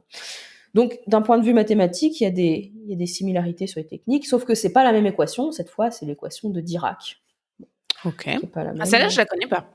Ah, alors il se trouve qu'en Italie, il y a un roman à l'eau de rose qui a rendu l'équation de Dirac très célèbre. Donc je le Sérieux? raconte. Oui, Excellent. parce qu'en fait, je crois que l'équation de Dirac, elle décrit ce qu'on appelle l'intrication quantique. C'est-à-dire Ouais. qu'une fois que deux objets ont été décrits ensemble, même s'ils Ouais. se séparent, on peut plus jamais ne pas les décrire ensemble. Ils sont liés l'un à l'autre pour toujours. Et donc, il y a toute une histoire d'amour de quelqu'un qui montre cette équation pour avouer qu'il aime une fille. Enfin, et donc, cette fille se fait tatouer. Enfin, bon, bref. Et donc, on se retrouve avec des photos de tatouages sur Internet, tu pourras regarder, de gens qui se sont tatoués l'équation de Dirac avec des cœurs à la place de la fonction d'onde ou des trucs comme ça. Énorme. Si. Donc, elle est célèbre, mais pas pour le chat mort-vivant. Non. Non. Voilà. Et sinon, je regarde aussi d'autres choses un peu différentes, cette fois, que j'ai commencé pendant le postdoc, parce que j'ai fait des choses un peu différentes en postdoc, même si c'est lié à des EDP, donc des équations aux dérivées partielles liées à la physique quantique. Je regarde ce qui se passe, par exemple, ce qu'on appelle un guide d'onde. Un guide d'onde, faut imaginer un câble, une fibre optique, ça c'est un guide d'onde. C'est-à-dire, c'est un truc qui va confiner la particule, qui va guider où elle se propage. Et donc, ce que je regarde, c'est ce qu'on appelle des problèmes de scattering ou diffusion. Parce que ce qui se passe, c'est que quand une particule est libre, qu'elle n'a pas de force extérieure, qu'elle est soumise à rien, pas d'interaction, a priori, elle a tendance à se retrouver n'importe où dans l'espace. Elle va pas être coincée dans une zone. A priori, elle pourra se retrouver n'importe où, presque instantanément, j'ai envie de dire. Il n'y a pas de chose qui la bloque à un endroit. Sauf que dès qu'on commence à mettre un câble, forcément on la bloque, ou un champ magnétique, enfin voilà, dès qu'on met un piège, elle pourrait rester coincée. Donc il faut imaginer un cylindre, un tube, un fil. Moi, mon but, c'est quoi quand j'ai une fibre optique? C'est que mon information, elle part d'un point A à un point B sans perte, c'est-à-dire très vite, c'est-à-dire sans rester coincée dans un nœud au milieu où elle tourne voilà, dans le fil. Et donc, voilà, j'étudie ce genre de choses de manière très théorique, encore une fois. Voilà, selon les propriétés de mon guide d'onde, de ma fibre, sa nombre de dimensions qui coincent la fibre ou non, enfin voilà. Ouais. Est-ce que je vais pouvoir partir loin à l'infini ou pas? Est-ce que je vais rester coincée? Qu'est-ce qui se passe? Ok. Voilà, ce genre de choses. Ok, bah écoute, très bien, ça, on a une idée un petit peu plus précise de ce que tu fais. Alors, pour être complètement concrète, pour quelqu'un qui n'a aucune idée de ce qu'est notre métier, est-ce que tu peux expliquer à quoi ressemblent tes journées et qu'est-ce que concrètement tu fais? Alors, qu'est-ce que je fais concrètement dans mes journées? Ça commence bien déjà. Disons que j'essaye. Mes journées se ressemblent pas toutes. Ça, c'est un truc que j'aime beaucoup. Je peux pas dire que je me lève, je fais ça tous les jours, j'ai cette routine. Après, c'est moi qui m'organise, ou plutôt qui me désorganise comme ça. Je sais qu'il y a des gens qui sont très carrés, qui ont une hygiène de vie très propre, qui font de la recherche de telle heure à telle heure, ils font machin, ils font du sport. Bon, moi, c'est vrai que c'est un petit peu plus chaotique. Mais en même temps, j'aime ça. Je crois que ça me donne une impression de non-routine. Donc, c'est vrai que j'ai l'enseignement qui me prend une partie de mon temps, c'est-à-dire préparer les cours, corriger des copies, faire cours, m'occuper d'étudiants, de leurs projets, de les suivre dans leurs établissements quand ils font des stages, des choses comme ça. Et pour la partie recherche, j'essaye de concentrer la partie enseignement administratif, tout ça, à un moment, et puis le reste, j'essaye quand même de passer du temps sur la recherche. Et donc là, comme je travaille avec des collaborateurs, des collaboratrices, grosso modo, on se voit régulièrement sur Zoom, en vrai quand on peut, mais enfin avec le Covid, ça a été plus compliqué. Mais on se donne, on avance ensemble, par exemple quand on se parle sur Zoom, sur un problème. Ensuite, chacun de notre côté, on rédige les petites choses, et puis on se recontacte ensuite. Donc j'aime bien travailler par période intense, je dirais. Ok, et alors, quelle est la partie de la recherche où tu prends le plus de plaisir? C'est vraiment la partie où tu comprends les choses. C'est-à-dire, tu as un problème, tu essayes de comprendre, tu essayes de le résoudre. La partie où tu rédiges, c'est bon, c'est pas la plus passionnante, je dirais, même si ça a le mérite de mettre les choses à plat, de se demander comment on va l'expliquer de manière claire, de le présenter de manière claire. Après, c'est pas forcément celle qui me passionne, mais bon, je dirais donc, ce que je préfère, c'est le début où tu as un problème, tu essaies de comprendre comment tu vas faire, comment tu vas le résoudre, tu butes sur des problèmes, tu cherches des solutions. Et une autre partie que j'aime beaucoup, c'est entre guillemets, la vulgarisation, c'est-à-dire présenter ensuite ces choses-là dans des séminaires ou des conférences, parce que ça demande un autre niveau de lecture de ton travail, où tu dois t'extraire vraiment des aspects techniques, et tu dois pouvoir les expliquer à des gens qui connaissent pas la théorie, qui, même si ce sont des EDPistes comme toi, ils connaissent pas du tout ce Bien sûr, domaine-là. ouais. Il faut savoir se mettre, voilà, un niveau où où il y a plus de gens possibles qui peuvent comprendre. Et ça, c'est un aspect que j'aime beaucoup, en fait. Et alors, à contrario, quelles sont les choses que tu aimes le moins et est-ce qu'il y a des tâches que tu trouves ingrates? Dans la recherche, tu dis, ou dans le métier? Non, dans le métier, de façon générale. Ah, les copies, mon Dieu. Ah non, là, les copies, ah mon Dieu. Non, mais quand on est petit, tu sais, quand j'étais petite, je jouais à la maîtresse avec mon frère et ma sœur et j'ai l'impression que c'était trop bien de noter les gens, mais mon Dieu, c'est le Ouais, c'est pire. clair. Ouais. Je dirais, ouais, tu vois, autant le contact avec les étudiants, là, je parle de la partie enseignement, le contact avec les étudiants, je crois que j'apprécie. Mais Ouais. alors, les évaluer, faire les copies, ça, je supporte pas. Et donc pour finir sur sur ta partie recherche, avant de passer plus à l'aspect, enseignante chercheuse, les maths que tu fais, comme je disais dans l'intro, les maths que tu fais sont assez éloignées de l'application. Donc Oui. ce que tu as fait quand tu as vulgarisé les choses, c'est que tu as passé beaucoup de temps à nous expliquer physiquement tout ce que ça Tout à voulait fait. dire. C'est Mais vrai. effectivement, tu as bien insisté sur le fait que toi, après, les questions que tu te poses, c'est des questions mathématiques. Exactement. Est-ce que c'est quelque chose qui t'intéresserait d'explorer, le fait de te rapprocher peut-être un petit peu plus de l'application, ou ça te plaît de rester à ce niveau théorique qui est en fait un petit peu assez éloigné? Alors, je dirais que ça dépend peut-être du domaine, enfin des problèmes que je regarde. Je dirais que là, sur les problèmes de physique, je trouve que c'est pas du tout évident de discuter déjà avec d'autres mathématiciens un peu différents, et en plus avec des physiciens ou des chimistes, c'est pas évident. Là, par exemple, on était, ma directrice là avait un projet qui permettait aux mathématiciens théoriques et numériciens de discuter avec des chimistes. Et franchement, c'était pas évident du tout de trouver un langage commun. Moi, j'ai un peu regardé ça de loin, j'avoue, et voilà, je trouvais que c'était waouh, un gros travail déjà de trouver comme un langage commun, encore une fois, et ensuite de pouvoir travailler ensemble. Ah oui, bien Donc, je sûr. sais pas si j'y arriverai là dans un futur proche. C'est pas forcément ce qui va me pousser. Ouais. Par contre, je pense que, parce que je vois des collègues dans mon laboratoire qui travaillent sur des maths bio, c'est peut-être que si ça avait été des maths appliquées à un domaine qui déjà m'attirait beaucoup plus jeune, peut-être que j'aurais eu envie d'aller vers des applications à Et oui, l'application on y là. revient, comme à un Ouais, moment tu t'étais quand même projetée en ouais, tant c'est que vrai, chercheuse en biologie, c'est peut-être vrai, c'est vrai. qu'effectivement, Donc je dirais que là tout de suite, dans mes recherches actuelles, pas forcément. Si ça se fait, ben naturellement tant mieux, mais je cherche pas forcément à aller vers des applications. OK. Et donc, si on repasse plutôt sur la partie, donc maintenant enseignement, même si on l'a un petit peu, Mmh. évoqué quand tu parlais des copies. Qu'est-ce que tu penses de la dualité de notre métier? Parce que c'est quand même un statut particulier, enseignant-chercheur. Je trouve que c'est bien et c'est important d'être au contact des étudiants. Franchement, c'est une belle expérience déjà humaine. Ça permet aussi des fois de faire des pauses, hein, quand ça va pas dans la recherche, là, on bloqué sur un truc et buté. Bon, aller enseigner un coup, ça peut permettre de souffler, de prendre l'air, et puis, et donc ça, c'est important. OK, et ben écoute, très bien. Je pense que grâce à toi, on voit un petit peu plus maintenant à quoi ressemble la vie d'une enseignante-chercheuse. Donc on va maintenant, passer à la dernière partie de l'émission et passer à la carte blanche. Donc de quoi as-tu envie de nous parler aujourd'hui? Alors, je vais pas forcément parler de vulgarisation scientifique là, parce que je pense que vous en avez déjà assez entendu entre les chats zombies et tout ça. Non, je vais plutôt parler de quelque chose qui est quand même lié, aux mathématiques en France, mais aussi dans le monde. Mais pour ça, je vais d'abord commencer par demander là aux personnes qui nous écoutent, en particulier les plus jeunes, de prendre juste quelques secondes là pour penser à des scientifiques, plutôt mathématiciens, plutôt en maths pardon, en physique ou en informatique, qui sont connus.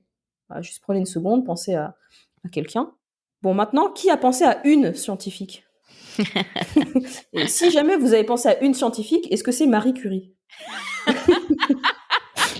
Voilà, bon.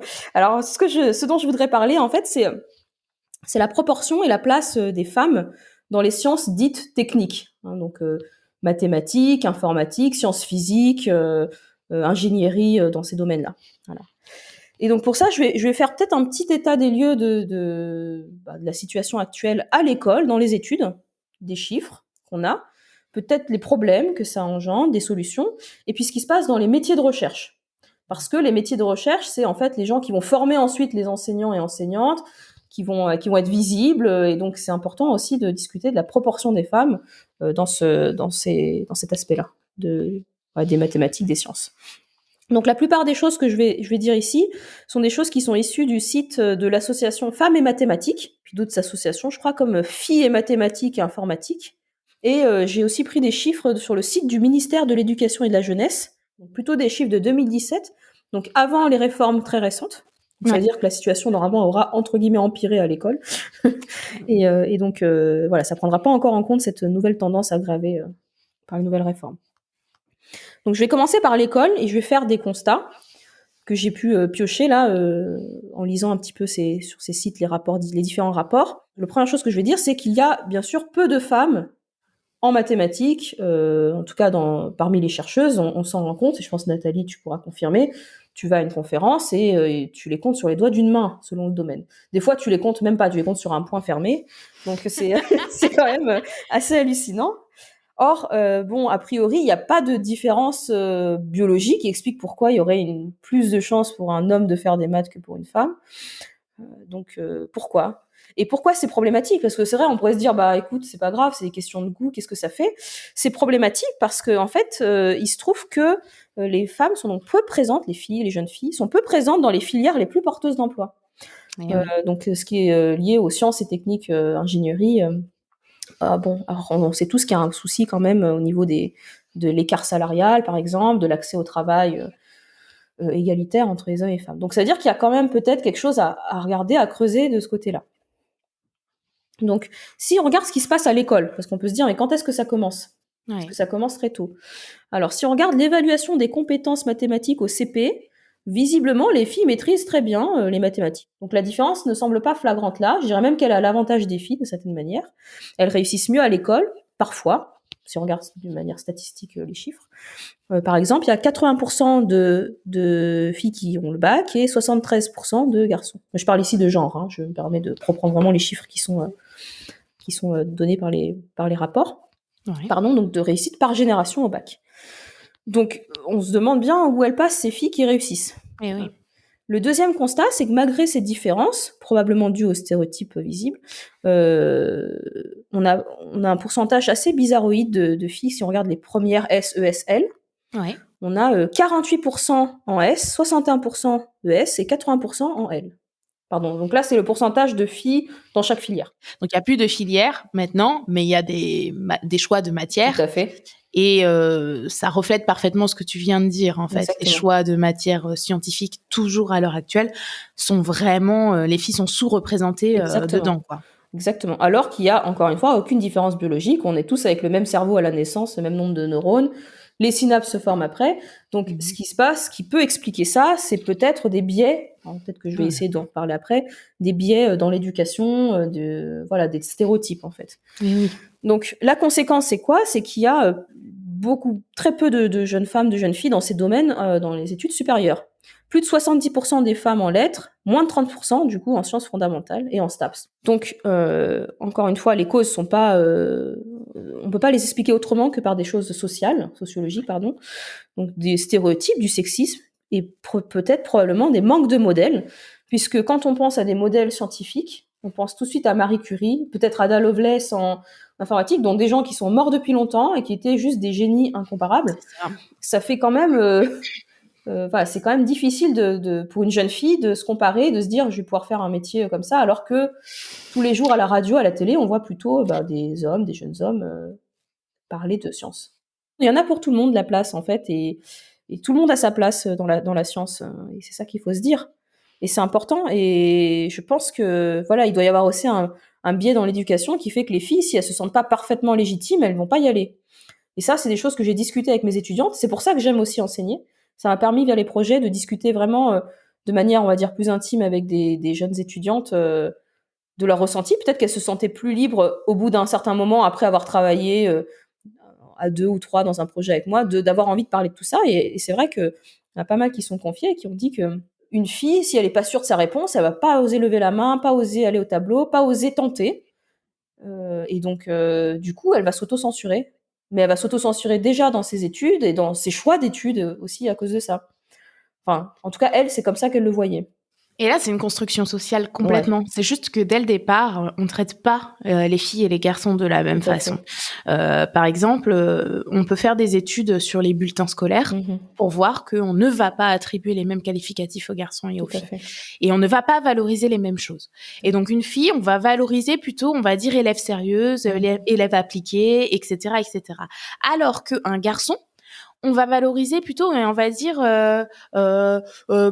bien mais peut mieux faire. Mmh. Et donc quelque part, ça veut dire qu'on attend plus de lui et donc s'il se trompe, c'est pas grave Mmh. parce qu'il peut mieux faire. Et donc dès le départ, on introduit ici un premier biais qui fait que on va plus facilement oser se tromper et se dire si on s'est trompé que C'est c'est pas pas grave, on grave. peut mieux faire et on peut recommencer par rapport à une fille. Tout à Ça fait, va aussi se nicher tout à là. fait. Et tiens, je rebondis sur ça parce qu'il y avait une collègue qui avait suivi un moment une formation sur l'enseignement là et qui avait parlé de voilà de quelque chose d'un point sur lequel il fallait faire attention. Visiblement, globalement, quand on a envie qu'une réponse soit bien rédigée au tableau, on envoie une fille. Et quand on a envie d'avoir des peut-être des pistes de réflexion originales, tout ça, on va plutôt interroger un garçon. Et oui, oui, Alors oui. voilà, ça c'est quelque chose qui visiblement qui a été vu statistiquement, j'ai envie de dire, ces observations, les études. Donc ça, c'est aussi quelque chose que mes étudiantes ont relevé parce qu'elles m'ont redit ça en fait. Et oui, Elles m'ont oui, dit oui. mais les profs ils nous interrogent quand ils veulent un truc propre et c'est vrai que nous on n'y va plus volontairement. Par contre quand il y a un exercice compliqué qu'il faut résoudre, il fallait un truc original, ben les mecs ils vont aller essayer.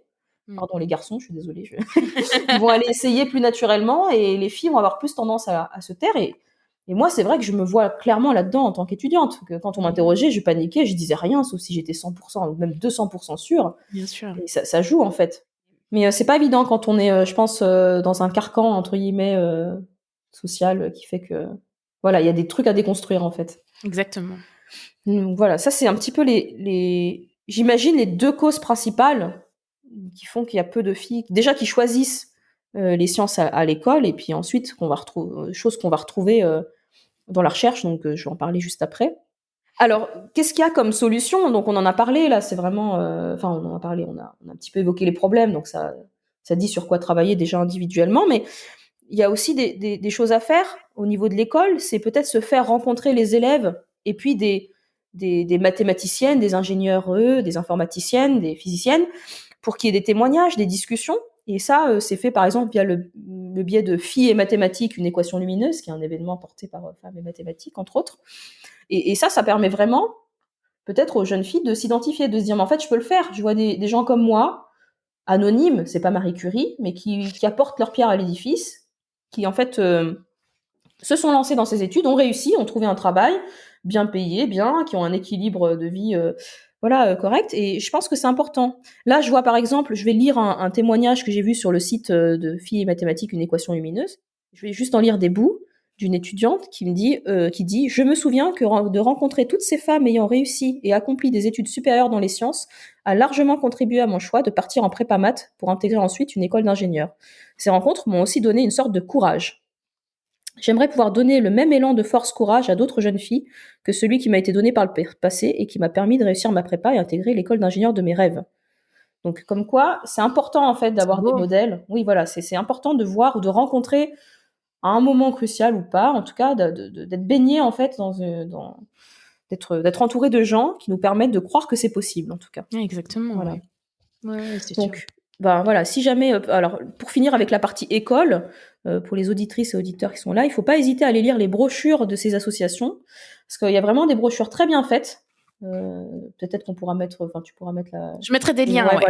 voilà, qui discutent très bien qui parlent de ces différentes discriminations, qui les déconstruisent, et peut-être ne pas hésiter pour les gens qui sont acteurs comme les enseignants du secondaire, de solliciter des discussions avec les chercheuses via ce genre d'événement. Voilà, faut vraiment pas hésiter. Je pense que c'est important. Et donc la deuxième chose dont je veux parler, c'est la proportion des femmes vraiment dans les métiers, je dirais, de chercheuses, notamment en maths, parce que ça me parle, bien sûr. On est toutes les Oui. deux enseignantes-chercheuses. On voit très bien, comme j'ai dit, en conférence ou même dans nos laboratoires, la proportion n'est pas non plus folichonne. Il y a des actions menées, donc je vais en parler, mais voilà, peut-être que ça reste encore un peu limité. Alors la situation des femmes en maths en France dans le supérieur, alors si on regarde, il y a 40% de femmes dans le supérieur, mais seulement 22% en maths. Et si je prends donc en maths pures, c'est-à-dire la section 25 dont tu parlais tout à l'heure, section 26 étant les maths appliquées, les maths pures en 2019, c'est la première discipline la moins féminisée avec 13,8%.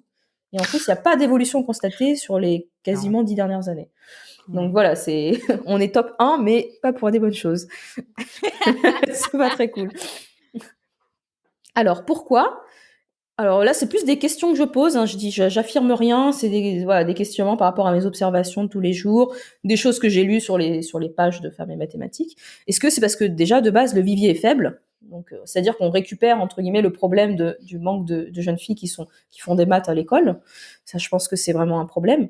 Mais ceci dit, je dois dire que les étudiantes en master, il y en a toujours. Il y a toujours une certaine proportion en licence master qui sont très bonnes, qui même parfois réussissent mieux, qui sont majors régulièrement quand même de promo, mais elles ne se dirigent pas forcément vers la recherche. Hein, elles vont souvent en fait passer l'agrégation pour les meilleures d'entre elles et finir par enseigner en prépa, devenir Prague, etc. Prague, ce sont les agrégés qui enseignent dans les UT et à l'université. Alors pourquoi ? Est-ce que c'est parce qu'il y a une difficulté à avoir un poste avant un âge avancé dans notre métier ? Est-ce que c'est parce qu'il y a peu de postes qui font que ça leur fait peur ? Elles se sentent pas sûres ? Je ne sais pas. Alors, ce qui est positif, c'est qu'il y a une prise de conscience de la communauté. Hein, donc, il y a des choses qui sont faites de plus en plus, ça, on peut pas le nier. Il y a de plus en plus d'actions pour présenter la recherche aux étudiantes, pour faire un réseau de doctorantes, de jeunes chercheuses, que ce soit en France ou même à l'étranger. Hein. Il y a les Women in Science, Women in Mathematics. Voilà, en France, il y a Femmes et Mathématiques. Il y a le Forum des jeunes mathématiciennes et mathématiciens chaque année, organisé par l'association. Il y a des actions plus ciblées sur les étudiantes, comme les lectures Sofia Kovalevskaya, qui sont organisées par des collègues d'Angers, qui permettent à des étudiantes en M1 d'aller faire une petite 3-4 jours de trucs intenses, genre cours, introduction à la recherche, discussion avec des chercheuses, etc. Et c'est ouvert aux garçons et aux filles, hein, parce que c'est important aussi qu'il y ait à la fois des événements mixtes et non mixtes, je pense. Absolument, ouais. Et il y a aussi le stage Maths, c'est pour elles, qui est organisé au CIRM pour les étudiantes plutôt en L1, L2, L3, qui ont envie de voir ce que c'est, les maths à un certain niveau. Donc voilà, il y a quand même des choses qui sont faites pour attirer les jeunes femmes ou pour consolider des réseaux de femmes déjà dans la recherche. Mais il y a aussi des histoires de quotas, c'est-à-dire de proportions qui sont demandées dans des jurys de thèse, d'HDR, de comité de sélection. Alors ça, je vais en parler. Il y a des points positifs et négatifs selon moi. Encore une fois, c'est un peu mon avis. Pourquoi c'est bien ? Parce qu'il y a des études qui montrent qu'il est important pour un ou une candidate d'avoir une personne de son genre dans un jury. Il y a moins de perte de moyens. Ça, je crois que c'est des études psychologiques et sociologiques qui avaient montré ça. C'est important que tout le monde soit représenté. Et par contre, ce qui est gênant, c'est quand on est en poste, on subit en fait la froideur entre guillemets de la demande des chiffres, c'est-à-dire on est sollicité de manière intempestive. On a l'impossibilité de se garder du temps pour avancer nous dans la carrière parce qu'on doit en fait être quelque part pour avoir un quota de filles dans un jury par exemple, dans un comité de sélection. Et des fois, on a l'impression d'être sollicité non pas pour une expertise, mais vraiment parce qu'on est une femme. Et ça, c'est vraiment pas un sentiment agréable qu'on soit clairement appelé parce qu'il y a besoin d'une fille. Alors je comprends parce que les collègues ils font pas ça pour nous embêter, parce qu'on leur impose un quota. Alors, ce que je me demande, c'est, bien sûr, c'est important d'avoir de la représentation, et je pense qu'en tant que femme dans la recherche, on doit effectivement jouer de ça pour essayer d'être présente et d'aider les jeunes, quoi, d'être là pour elles. Mais est-ce que c'est pas du sparadrap pour réparer une fuite d'eau quand il n'y a pas d'autres mesures de fond en amont, d'une certaine manière ? Ça, c'est la question que je me pose. Voilà, et donc ce que je dis pour terminer, c'était juste que si on n'augmente pas le vivier d'étudiantes qui sont là, si on ne propose pas des meilleures conditions de travail, d'obtention de poste, est-ce que vraiment, qu'est-ce qu'il y a à faire en fait si on travaille juste à la fin de la fuite ? Donc du coup, je me demande ce qu'il faut faire. J'avais envie de parler de ça pour voir si ça se... Ouais, c'est hyper intéressant tout ça. Je pense que pour finir sur une note positive, je vais reprendre ce que tu as dit, et c'est vrai, il y a une vraie prise de conscience de plus en plus, et il y a un vrai effort qui est fait, tout le monde est d'accord sur le constat. Donc je pense qu'il faut voilà, garder le positif, qui est ça. Et puis, c'est très bien de se poser des questions, et ça fait des pistes de réflexion. Et je pense que c'est une combinaison de toutes ces choses que tu viens de décrire déjà qui pourra permettre de résoudre le problème. C'est évidemment d'agir à tous les niveaux, que ce soit à l'école primaire, collège, lycée, et chez les étudiantes, et plus tard chez les chercheuses. Et effectivement, offrir aussi de quoi se projeter plus facilement pour les filles. Nous faire attention, nous femmes Ouais, également. Hein, exactement. on a des biais et des stéréotypes. Si Tout vous à avez fait. écouté l'épisode 4 avec Nicolas avant, vous saurez de quoi je parle. Donc ouais, c'est un travail de tout temps et pour tout le monde. Il faut juste le garder en tête. Exactement. Et il n'y a pas de raison que ça aille pas Tout dans à la fait. bonne direction avec tout ça. Eh ben super. Eh ben écoute, merci beaucoup pour cette carte blanche. On a appris plein de choses. Eh ben on va arriver à la fin de l'émission. On va Ouais, commencer par les recommandations. Donc on va donner un petit peu de nourriture culturelle ça marche. à nos auditeurs et auditrices. Est-ce que tu as des choses à nous recommander? Oui, puis d'ailleurs, je vais directement faire un truc qui est pas bien. Je voudrais parler de bande dessinée, mais je vais parler d'hommes. Et pas de femmes. Donc voilà. Enfin, pas tout de suite. Donc je voudrais recommander, j'aime beaucoup les romans graphiques. Donc je vais Ouais. parler de deux trucs que j'avais bien aimés qui sont liés à physique, maths Ouais. et qui sont plutôt des biographies. Donc ça permet quand même de connaître des personnes et tout en ayant un petit peu de vulgarisation dedans. Donc la première BD, c'est une biographie de Feynman, d'Ottaviani et Myrick, que j'avais beaucoup aimé. Ça permettait vraiment donc c'est un prix Nobel, mais ça permet de voir l'aspect humain, son histoire de vie difficile. Et en même temps, ça parlait un petit peu de physique quantique quand même, donc ça peut être intéressant. D'accord. Et puis il y a aussi Logicomics qui est très connu. Alors ce sont Oui. des bandes dessinées un peu vieilles, c'est pas forcément les plus récentes. Mais Logicomics, ça parle de Russell, donc sur la logique. Donc c'est de Doxiadis, Didona, Papadatos et Papadimitriou. Ok. Donc ça, c'est deux BD. Et comme j'ai quand même c'est vrai que c'est des biographies d'hommes, j'ai quand même envie de parler d'un truc avec une mathématicienne. Mhm. Donc j'ai une copine qui est enseignante chercheuse à Cergy-Pontoise et qui est aussi illustratrice. Mhm. Et donc elle a en Ah, mais je crois que 2018, je la connais, ta copine. C'est pas Constanza? si, c'est Constanza Rojas Elle est Molina. mignonne. Ouais, elle Ah est bah super super. cool. Ouais, elle est chouette, hein. Puis Ouais. elle utilise vraiment son talent d'illustratrice pour au service déjà de la vulgarisation des maths, mais aussi pour présenter des mathématiciennes, parler un peu de toutes ces thématiques qu'on a abordées tout à l'heure. Et j'ai envie de parler d'un hashtag qu'elle a créé en 2018. Alors je sais pas si vous connaissez Inktober, qui est un défi de dessin, grosso modo, qui se passe en octobre. Chaque jour, il y a un thème.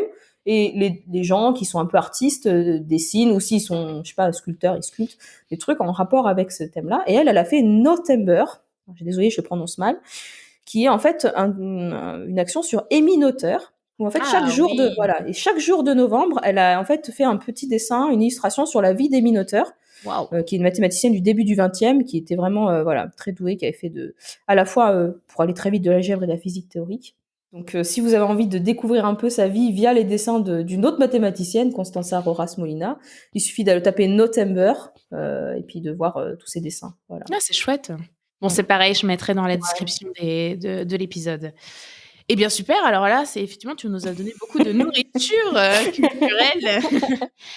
Ok. Et ben, donc, à mon tour de vous Mhm. recommander quelque chose. Alors, moi, je vais vous recommander plutôt un podcast, donc qui s'appelle Parcours mathématique, qui est un podcast de Lorraine Guidé. Alors, c'est des épisodes qui tournent autour de 1 heure à peu près, où elle reçoit un invité. Et comme on fait dans mon podcast, en fait, il discute de son parcours et de son métier. La différence avec mon podcast, c'est que moi, je me suis vraiment focalisée sur des chercheurs. Je reçois que des enseignants-chercheurs. Elle reçoit des gens qui ont fait des études mathématiques, Mhm. mais qui ont des métiers qui ne sont pas forcément des métiers de la recherche. C'est des métiers liés aux mathématiques, mais c'est beaucoup plus riche que ça. Donc, c'est l'un des intérêts de ce podcast, en fait, c'est que ça met en lumière les différents débouchés possibles quand on fait des études en maths. Et donc, j'ai eu le plaisir de rencontrer Lorraine, en fait, à une journée parité. Lorraine avait été invitée pour couvrir la journée et en faire un épisode de podcast. Donc, j'avais pu échanger avec elle et j'avais été très impressionnée parce que ce que j'ai pas dit, c'est que Lorraine, quand je l'ai rencontrée, elle était en M2. Mhm. Donc, elle a lancé son podcast en parallèle de ses études. Ouais, ouais. Donc, elle est hyper dynamique, très agréable. Et en fait, elle est vraiment, et on le perçoit dans ses épisodes, elle est très curieuse. Et ce qui, pour moi, est une vraie qualité. Et d'ailleurs, dans les métiers qu'on fait, c'est une qualité qui est vraiment très utile. Et je trouve que son podcast, il est à son image. Donc voilà, je vous le recommande. Ça vous permettra de découvrir les différents débouchés possibles et à nouveau d'avoir des parcours de vie qui peuvent être inspirants. Donc ça s'appelle Parcours mathématique et je mettrai comme d'habitude le lien dans la description. Voilà. Super, merci. Donc, on arrive tranquillement à la fin de cette émission que l'on va conclure comme la tradition le veut, toujours par la même question. Qu'est-ce que tu souhaites accomplir ? Alors, je dirais qu'aujourd'hui, je suis encore en plein questionnement sur est-ce que j'ai trouvé ma place, le domaine dans lequel je vais apporter quelque chose en recherche, par exemple.